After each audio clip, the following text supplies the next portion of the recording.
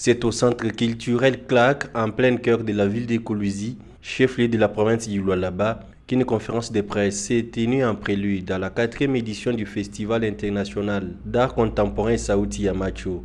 Journalistes, artistes et membres du comité d'organisation ont pris part à cette rencontre.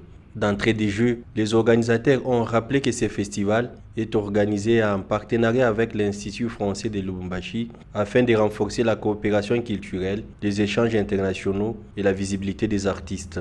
Prenant la parole, Doudou Miji, initiateur et promoteur du festival, a au centre des échanges développé l'essence du thème de cette édition, Kisiko d'art poétique du quotidien, un concept inspiré du swahili kilasiku, du français quotidien et de l'anglais daily. Il invite les artistes à transformer les réalisations ordinaires en œuvres d'art contemporain. Selon lui, les axes de réflexion sont larges. Les quotidiens dans les mines, les réalités sociales, les défis environnementaux, les dynamiques urbaines et industrielles, ainsi que l'ordinaire comme matière artistique.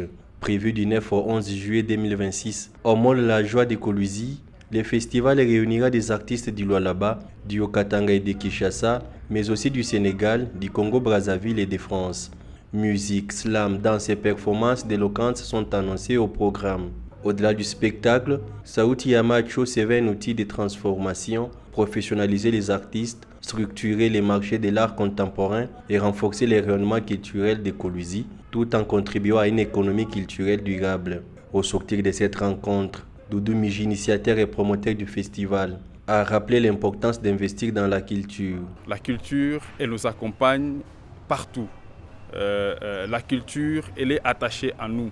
Donc personne ne peut ignorer cette importance dont fait montre la culture et l'art.